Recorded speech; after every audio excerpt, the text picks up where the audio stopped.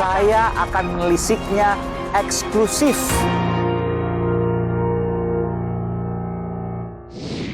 Saudara, apa yang terjadi sesungguhnya? Mengapa relawan begitu banyak bermunculan meskipun masih 2 tahun ke depan pemilunya? Saya mewawancari pakar komunikasi politik Lely Aryani. Mbak Lely, sehat selalu? Sehat selalu Mas Aiman. Assalamualaikum. Waalaikumsalam warahmatullahi wabarakatuh. Mbak Lely, harus saya sampaikan bahwa relawan ini muncul bak jamur di musim hujan, padahal pemilu masih panjang. Ada apa? Ya.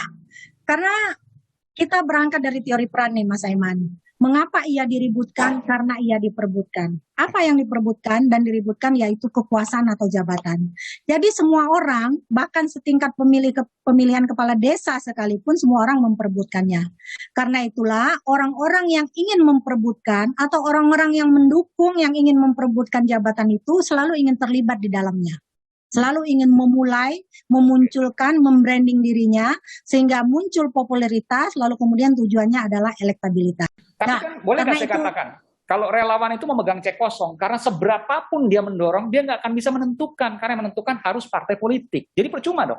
Ya, betul. Jadi karena dia relawan tidak bisa menentukan, dia adalah salah satu media komunikasi politik. Oke. Yang menentukan nanti adalah organisasi.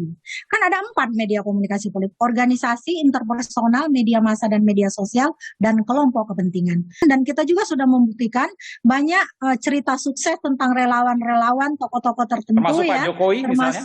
Termasuk Pak Jokowi dengan projonya misalnya dan sebagainya. Dulu ketika zaman Pak SBY juga itu ada barisan Majelis Zikir SBY misalnya. Itu kelompok-kelompok relawan yang bergerak hanya untuk menepis berbagai isu yang berkaitan dengan kandidat yang ingin dimunculkan. Jadi meskipun ibaratnya pemilu masih jauh, tapi kerja politik itu harus dimulai memang sejak jauh hari. Saya mencurigai bahwa relawan-relawan ini mendorong sosok-sosok yang tidak didukung oleh partai politik.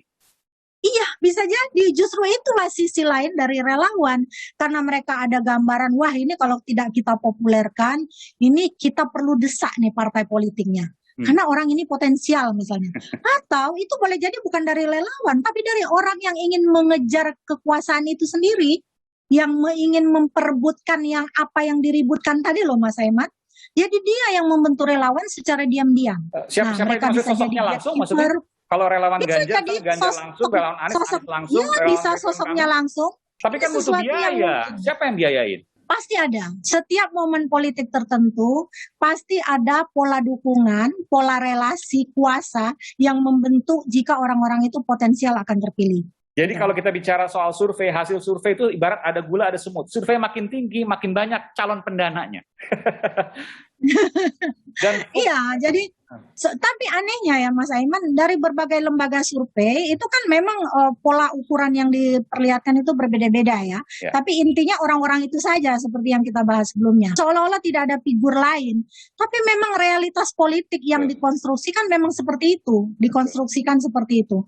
Sehingga orang-orang tertentu yang mungkin jadi atau tidak jadi ya kadang-kadang hanya beredar di sekitar orang yang muncul di radar survei itu. Jadi boleh nggak saya simpulkan bahwa yang menjadi presiden nanti di 2024 adalah 5 besar dari yang ada survei sekarang ini. Karena 3 tahun terakhir boleh saya katakan hasilnya tidak berubah nih 5. Misalnya 5 besarnya Pak Prabowo, Mas Ganjar, Mas Anies, Ridwan Kamil, Sandiaga Uno, misalnya seperti itu. Apakah calon presidennya akan berkutat di 5 ini saja atau mungkin ada calon yang lain? Kalau soal kemungkinan bahwa akan muncul nama calon lain tuh saya bilang pasti ada kemungkinan itu ya.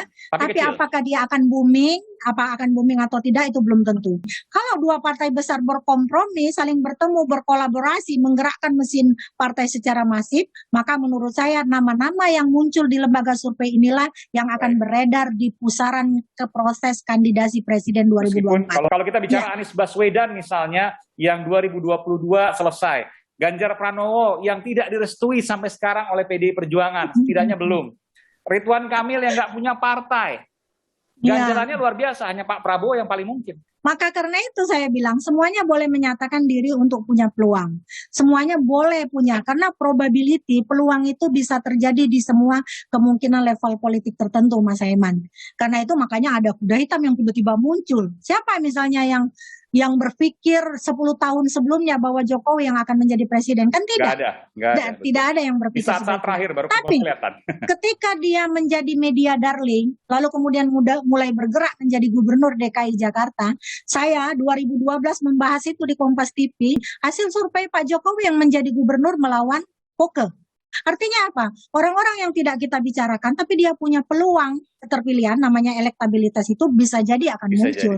2 tahun ke depan, ya kalau kita bicara, biasanya setahun sebelumnya baru tahun politik, 2022 belum. Tapi kelihatannya, karena ini sudah banyak relawan, maka 2022 akan menjadi tahun politik. Banyak, dalam tanda kutip ya, gonjang-ganjing politik, kampanye, relawan yang akan terjadi di tahun 2022 nanti.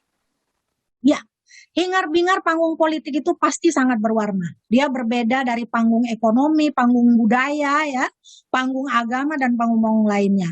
Hingar-bingar panggung politik itu mencerminkan orang-orangnya yang bergerak dinamis, lalu kemudian model-model komunikasi politiknya lebih ala dramaturgis.